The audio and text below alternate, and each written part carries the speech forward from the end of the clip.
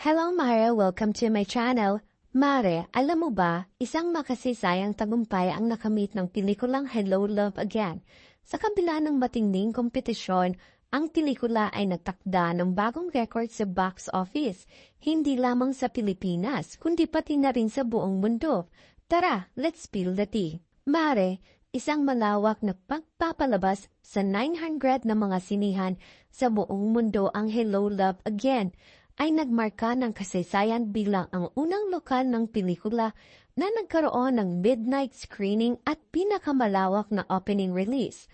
Ang pelikula ay kumita ng 85 million sa unang araw ng pagpapalabas na nagtala ng pinakamataas na unang araw na kita para sa isang pelikulang Pilipino. Ito rin ang ika-4 na pinakamataas na opening gross sa kasaysayan ng pelikulang Pilipino matapos lamang ng mga international hits na Avengers Endgame, Avengers Infinity War, at Inside Out.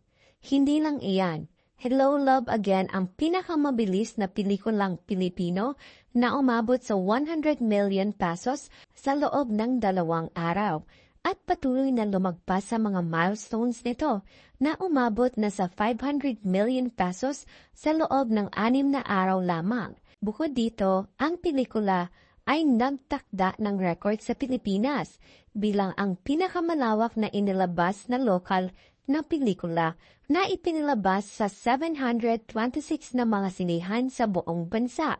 Samantala sa buong mundo, Hello Love Again ay ipinakita sa mahigit 1,100 na mga sinihan.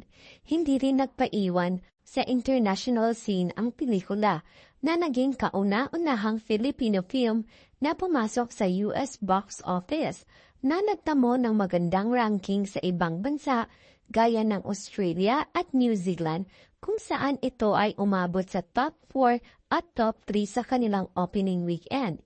Sa isang linggo lamang, ang Hello Love Again ay nakapagtala ng kabuuang 566 million pesos at naging pinakamataas na kumitang pelikula ng taon sa Pilipinas.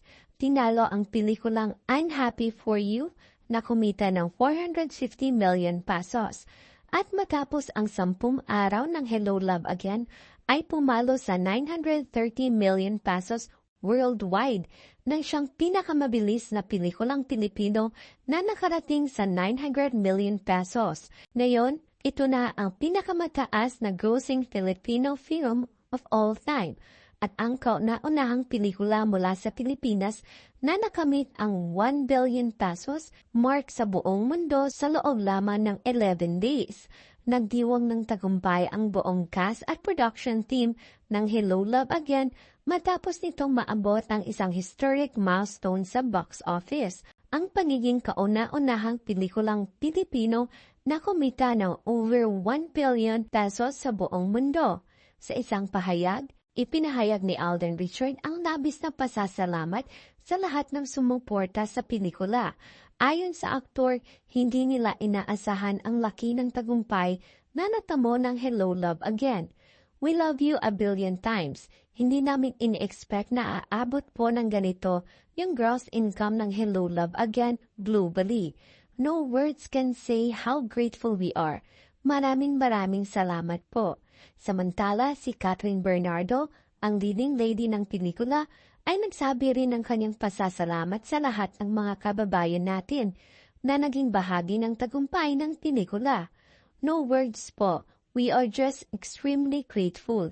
Thank you sa lahat ng sumuporta sa movie, sa lahat ng mga kababayan natin. Grabe, party kayo nito. Thank you for making this happen. Thank you for making this possible.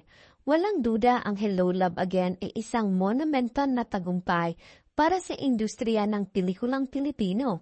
Ang kahangahangang box office performance nito ay patunay na patuloy na pag-angat ng ating sinema sa international stage. Congratulations sa buong cast, crew, at sa mga tagahanga na patuloy na sumusuporta sa mga pelikulang Pilipino. Yun lang, Mare.